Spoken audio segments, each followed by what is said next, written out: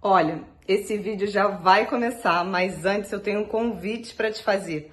Eu estou preparando um novo evento online e gratuito, onde eu vou te ensinar tudo o que você precisa saber para fazer seu filho respeitar em qualquer situação, sem gerar trauma na vida dele. Para participar gratuitamente, é só clicar nos links do comentário ou na descrição desse vídeo. Te espero! Boa noite, pessoal. Se eu não devo castigar o meu filho, então como disciplinar? Eu sou Giovana Monzani, educadora parental, e eu ensino quem tem filhos de 0 a 5 anos a fazer desrespeitar em qualquer situação, sem gerar trauma na vida dele. Bem-vindos ao projeto Luz no Fim do Túnel, um espaço para a gente se aprofundar em alguns temas, para que você possa se sentir seguro como pai ou mãe, transformar o seu lar em um lar onde seus filhos te respeitem e você coopere, onde todos convivam em harmonia. Vamos falar se eu não devo castigar o meu filho, então como disciplinar? Nesse tema você vai entender a diferença de castigar e educar. Quando a gente grita, quando a gente bate, quando a gente faz chantagem, a gente não ensina os nossos filhos. A gente só mostra para eles o que não fazer, mas então o que fazer? Isso acaba sendo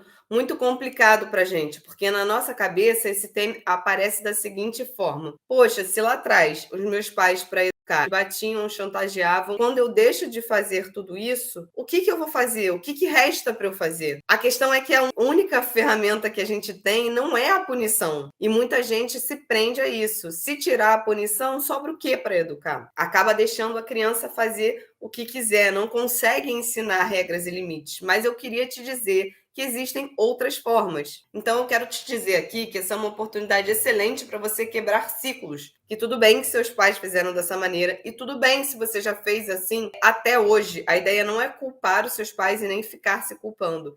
É entender como fazer diferente a partir de agora. Porque a educação dos nossos pais nos ensinaram, nos deram peixe. A gente quer ensinar os nossos filhos a pescar. E por mais que pareça que não, que a educação de antigamente efetivamente ensinou, ele pode ter nos ensinado que a gente não pode contar com ninguém. Isso ficou claro, que a gente precisa se virar sozinho. Mas eles não nos ensinaram muitas vezes como se virar sozinho. E aí a gente vê a maioria dos adultos infantilizados, sem conseguir lidar com seus próprios problemas. Giovana, eu não vejo dessa maneira. Poxa, se você botar um pouquinho a mão na consciência para pensar, a geração de hoje, que foi criada pela geração passada, ela tem uma dificuldade extrema de lidar com a angústia, de lidar com a frustração, de lidar com a raiva. O mundo mudou e os pais não acompanharam essa mudança. E hoje existe um convite para isso, para efetivamente ensinar o seu filho a viver em sociedade e a lidar com o seu próprio eu de uma forma mais saudável. Então, hoje, as pessoas não falam muito disso, porque ninguém vai virar para você e falar: estou com depressão, não estou sabendo lidar com isso e aquilo. Raras pessoas que verbalizam isso. As pessoas têm vergonha de falar isso. Então, muita gente toma antidepressivo e você nem sabe. Se vocês baixarem os dados de pessoas que precisam tomar medicação hoje, é um número altíssimo. Por quê? Porque foi feita uma educação na base do castigo e da punição. Então, a ideia aqui é ensinar o seu filho a pescar o peixe. Eu quero te mostrar a diferença entre nutrir e desencorajar o seu filho. Quando a gente pune, a gente desencoraja. Então, a gente não faz ele querer entender as regras e limites. O que a gente faz? A gente educa através do medo.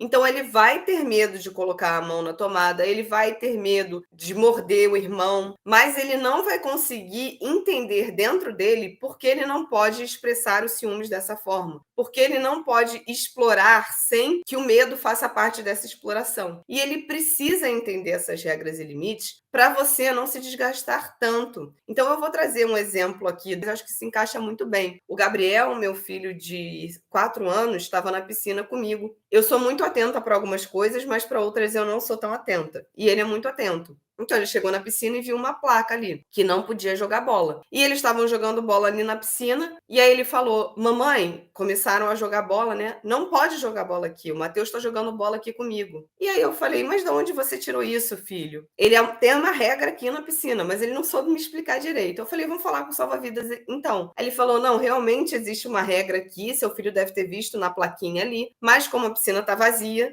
e como não vai pegar em nenhuma criança, porque o risco é acertar, só tinham eles dois na piscininha deles, de criança. Eles podem jogar. E aí o meu filho foi o primeiro a falar: não, não, mas regra é regra, tem que ser cumprido. E eu falei: então tudo bem, filho, a gente vai arrumar outra brincadeira. Regra é regra, tem razão. Então, olha a diferença de ensinar por que funcionam as regras. Ele quis cumprir as regras porque ele vê benefício, ele vê sentido. E eu não precisei chamar atenção e nem ameaçar ele, ou castigar, ou falar: se você continuar jogando a bola, eu vou guardar. Se você pegar nessa bola de novo, a gente vai subir. Não precisou existir isso, porque eu efetivamente consegui educar. Isso é educar. E quando você faz isso, você consegue criar um vínculo muito profundo com seu filho, uma relação de confiança, porque você serve de guia para ele. É como quando você era pequenininho, você tinha algum professor preferido? Por exemplo, eu tinha uma professora que eu detestava, a Cissa. Eu tenho mania de mexer no cabelo. E quando eu mexia no cabelo, a Cissa ficava: ai, olha ela lá no mundo da lua. Cara, ela me hostilizava. Ela podia não me fazer uma punição física, não me bater, não me botar virada para a parede, mas ela me hostilizava na frente de todo mundo. E eu detestava a Cissa. Nada que a Cissa falava era a pior matéria que eu tinha e a pior matéria que eu conseguia absorver. Tinha uma professora chamada Maria. Eu adorava a Maria. Parece que a Maria, ela conseguia ler o que eu estava sentindo através dos meus olhos. E ela tinha uma empatia enorme comigo. Era a matéria que eu me dava melhor. Era a matéria que eu ia melhor. Porque eu conseguia me aproximar e me conectar com a Maria. Isso acontece muitas vezes no nosso dia a dia, se a gente trouxer isso com exemplos para nós. Se a gente tem no nosso dia a dia pessoas, às vezes, que falam assuntos que a gente não curte, mas a pessoa ela fala com doçura, ela fala com carisma. Às vezes a gente fica 10 minutos prestando atenção naquele assunto. Como eu vejo assim pessoas falando: poxa, eu nem tenho filho, eu me interessei muito por esse assunto. Se eu estivesse falando de uma forma agressiva, criticando essa pessoa, provavelmente ela não ia querer ouvir o que eu tenho a dizer. E isso acontece da mesma forma com o seu filho. E aí, qual que é o pior de tudo? Já foi comprovado pela neurociência, pelas imagens do cérebro, que quando o seu filho se sente ameaçado, ele é impedido de aprender. E por que que o castigo, a punição, ela é efetiva? Porque o seu filho fica com medo. Então, no exemplo lá da bola, seu filho está jogando bola e você manda ele parar. Ao menos que ele fique com medo, ele não vai parar. Ele só vai parar se o corpo dele gerar o medo. E quando o corpo dele gera o medo, existe o cérebrozinho dele lá e tem essa parte, que é a parte irracional, e ela consegue aprender se ela conseguir se conectar com a irracional. Então, ela precisa começar a fazer sinapses, conectar uma área com a outra para aprender. Quando você gera o medo, essa área levanta. Ela não consegue, ela se distancia, fica só a emoção, porque o seu filho reage só ao medo. Então ele vai lutar ou ele vai fugir. E ele não vai aprender nada. E eu diria mais que isso. Essa repetição da punição, ela vai trazer para o nosso corpo um aumento elevado do estresse. O que esse aumento elevado do estresse faz? Uma diminuição do cortisol, ou seja, a criança vai ter menos habilidade para conseguir lidar com o estresse ao longo do tempo, e o corpo dele vai precisar de muita energia para lidar com aquele estresse. E ele vai gastar a energia que ele poderia estar gastando para desenvolver o córtex pré-frontal, para desenvolver cognição, para desenvolver autonomia, para desenvolver o social, ele não vai conseguir gastar com aquilo. Ele vai estar preocupado em gerir o estresse. Então, por isso que a punição é tão prejudicial e ela não educa, ela apenas coíbe. Por isso que quando você ouve um pai se gabando na rua, eu falei uma vez e meu filho me escutou. Olha lá, eu só precisei olhar e ele já se calou num minuto. Você saiba que esse pai, ele não tem conhecimento sobre esse assunto. Porque se ele tivesse, ele perceberia o tamanho da asneira que ele está falando. Não faz sentido. E aí, como é que você vai fazer dentro da sua casa? Eu vou trazer alguns exemplos aqui e falar como mudar esse modo de educar. Um exemplo sou eu. Como é que eu educava o Gabriel antes? Já falei isso outras vezes aqui. Através da punição e do medo. E as consequências disso era que ele começou a não se aceitar, começou a não saber lidar com seus sentimentos, começou a ter medo de mim, se distanciar de mim. Imagina que doideira para a cabeça dele. Eu era uma das pessoas que ele mais amava, que ele mais admirava, e eu desrespeitava ele o tempo todo. Imagina que confusão na cabecinha dele. Ao mesmo tempo que eu era o porto seguro, eu era o urso que sempre atacava ele e vivia dentro da casa dele. E eu achava estranho ele não dormir bem e não comer bem.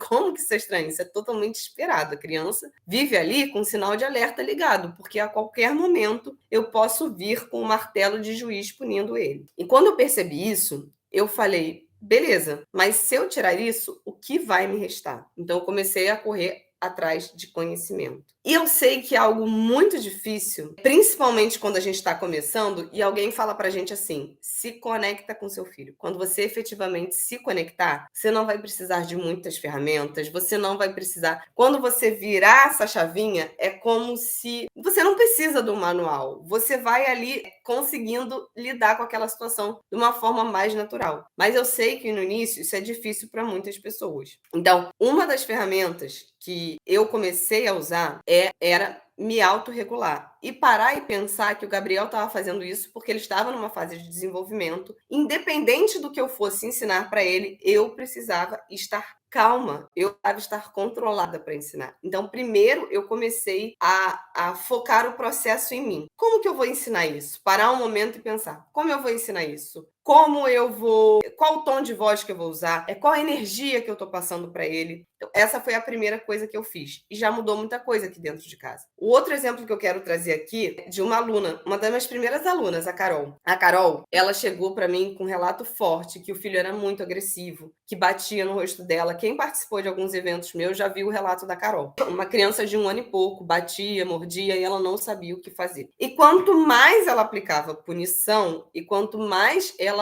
usava de ferramentas que ela conhecia, mais aquilo se agravava. Porque o filho dela tinha uma personalidade forte, assim como ela, e aquilo começou a sair do controle. Ela precisava cada vez ir mais para ele sentir mais medo, e daqui a pouco não funcionava. E quando ela parou, só fez isso que eu tô falando para vocês, de parar por 1 minuto e se concentrar primeiro em respirar e tudo que for falar com calma e tranquilidade, só dela fazer isso, outras coisas precisaram vir na sequência. Mas isso foi o início do processo. E a gente vai falar mais em outras questões além do início desse processo. Eu vou trazer alguns exemplos hoje para vocês. Quando a gente começa a entender esse tema, eu vejo que muitos pais, por não terem ferramentas, acabam trocando o castigo por uma recompensa. O que é difícil de tirar, porque se o seu filho não arrumou os brinquedos, se você não vai castigar, não vai bater, o que você vai fazer? Vou dar uma estrelinha. Mas você, no fundo, você percebe que você não deixou de punir. Se você não guardar, você não ganha uma estrela. Se você guardar, você ganha uma estrela. É como se você continuasse nesse modo operante que seu filho só vai te respeitar para ganhar alguma coisa em troca, para não ser punido. Tudo bem, ele não libera tanto estresse, o que já é mais efetivo, mas ele continua não te enxergando como uma figura de autoridade.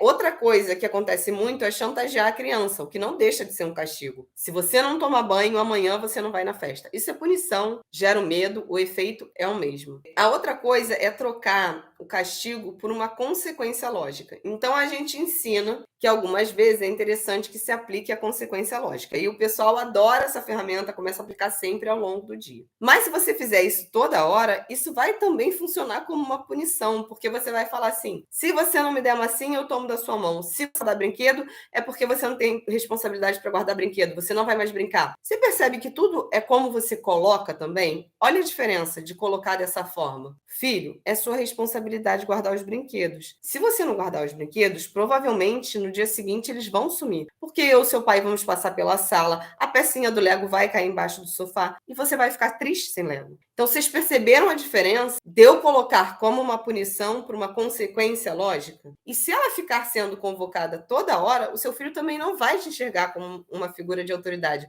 porque você está precisando de algo externo sempre para lembrar ele que você é uma autoridade. Você precisa inspirar ele através do exemplo. Então, seu marido tem que te respeitar, as pessoas ao seu redor têm que te respeitar. Ele tem que enxergar o que é o respeito na prática. E eu sei que isso é muito difícil no início, para quem está começando. Então, a primeira sugestão para quem está começando. Eu vejo muitos pais tentando ensinar na hora da birra. Ao invés de ensinar na hora da birra, espera um pouco seu filho se acalmar. E aí você ensina o que você tem que ensinar. Outra questão importante: como é que tá o dia a dia dentro da sua casa? Como é que as pessoas que convivem com essa criança estão? Essa criança encontra um ambiente onde as necessidades básicas dela, como sono, fome, gastar energia, são atendidas?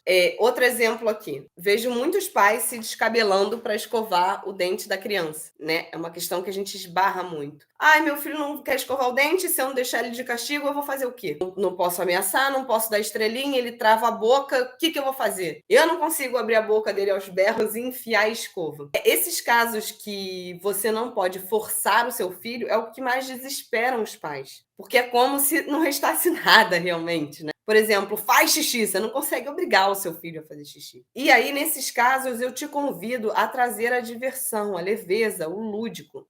Cantar música, ler livro de crianças que escovem o dente, explicar a importância daquele ato. Filhinho, a gente precisa tirar os bichinhos do seu dente, senão eles vão formar cáries, vão formar machucados no seu dente, não vai falar cárie, que podem prejudicar você. Você não vai conseguir comer doce depois, você vai começar a sentir dor, vai ter que ir no médico, vai ser muito chato. Aí começa a cantar já para ele entender a regra e aos poucos ele vai começar a te enxergar como uma figura de autoridade que está guiando ele, ao invés de botar ele como um cavalo numa carroça e ficar chicoteando toda vez que ele parar de andar. Então, só nesse exemplo, a gente já usou algumas ferramentas. Deixa eu trazer algum outro exemplo aqui para vocês. Caso de irmão. Irmão tá se pegando e se batendo muito. Ao invés de chegar, próxima vez que você bateu no seu irmão, você não vai poder mais participar da brincadeira. A ideia não é essa. Então, ele bateu, você esperou um pouco seu filho se acalmar. Você puxou ele para o canto, chama ele para conversa e fala: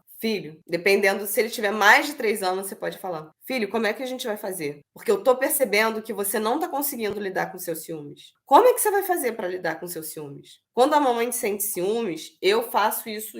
O que você vai fazer? Um outro exemplo. O seu filho tá ali eufórico, descobrindo o mundo. E aí você leva ele no shopping, ele tá super animado, nunca foi no shopping poucas vezes, tem 2 anos, tudo para ele é novidade. Aí ele entra numa loja de brinquedo, você ficou de dar um brinquedo para ele, e ele começa a querer outro. Em vez de você falar assim: se você continuar, não vai ganhar nenhum brinquedo. Você vai ser, lembra? Quem conduz. Vai falar: filho, entendo que você esteja muito curioso. São muitas coisas legais para você tocar, experienciar. Então, você se conectou com seu filho antes de falar o que você precisa.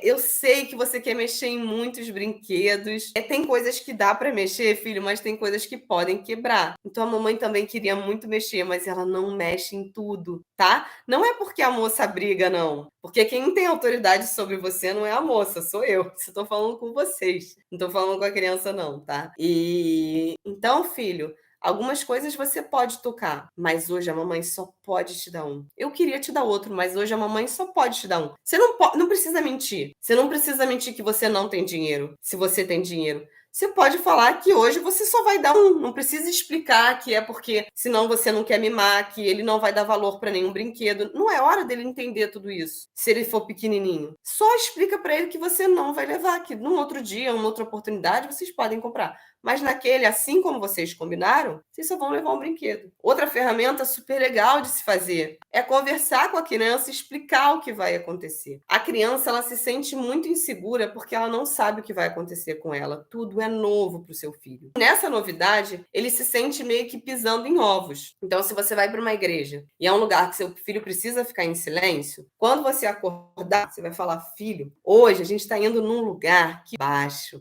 Então, a criança, ela já não chega no ambiente com aquele impacto. O que eu estou fazendo aqui? O que essa pessoa falando lá na frente? Quais são as regras desse ambiente? Você conseguiu transmitir tranquilidade, situar a sua criança de como lidar com a situação. Então, vocês viram quantas coisas diferentes de castigar a gente pode fazer? Então, eu já dei algumas ferramentas que podem funcionar melhor quando seu filho tiver mais de 3 anos. Quando seu filho tem 3 anos, eu vou dar alguns exemplos de algumas bases aqui. Quando seu filho tem menos de 3 anos, se você perguntar para ele: mas aí o que você quer fazer com ciúmes?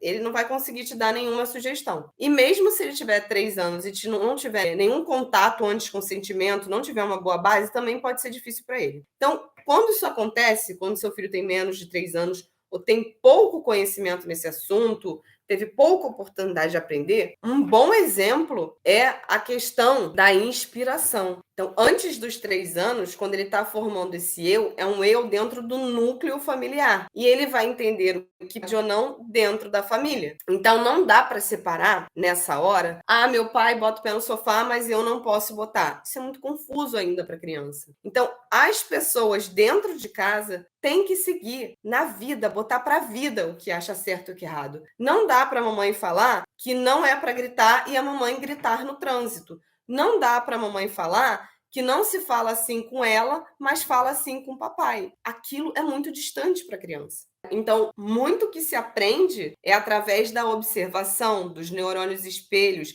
de como a minha família faz. Se a minha família faz assim, é assim que as relações funcionam entre as pessoas. Outra forma que as crianças aprendem muito na primeira infância é brincando. Então, trazer aprendizados através da brincadeira. Quando eu falo de livros aqui, você pode ter certeza que se seu filho estiver distraído, se sentindo relaxado, conectado com você, ele vai estar absorvendo várias mensagens ali e ele vai chegar com 3 anos mais preparado. Quando vocês estão numa brincadeira, falar da história do dente, que o jacaré não quer escovar o dente, como escova esse seu dente, jacaré? Ao invés de pegar a criança, arrastar e levar para ela fazer uma seringa, falar: "Ih, o Puff não quer fazer seringa não, vamos molhar o Puff. Ih, foi na cara dele, toalha, toalha." E trazendo essa leveza para o dia a dia e mostrando essas lições numa brincadeira, principalmente com personagens, voz diferentes, eles aprendem muito assim. Eles são não verbais, gestos.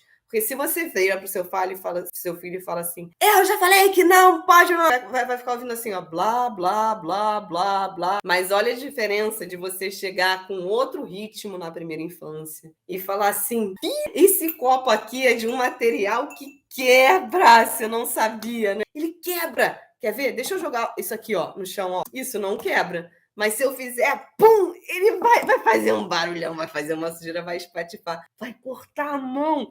Melhor a gente tirar ele daqui, melhor tirar ele daqui. Vocês estão vendo que eu não coloquei como uma punição? Eu não falei em nenhum momento: "Se você mexer de novo, eu vou ter que tirar daqui porque ele vai te machucar." A ideia não é essa. A ideia: "Ih, vamos botar ele ali em cima, boa ideia, ó, boa ideia, vamos botar ele em cima, assim ele não vai machucar ninguém." Perceberam que a gente tem, assim, um leque grande para trazer para os nossos filhos e que quando a gente fica muito preso a só nessa de: "Não, faz assim, bota o dedo na tomada", vai dificultando muito o dia a dia, vai te estressando, vai estressando a sua criança, vocês vão entrando num círculo que já não sabe se você é estressado ou se seu filho é estressado, tá bom? Até a próxima, pessoal.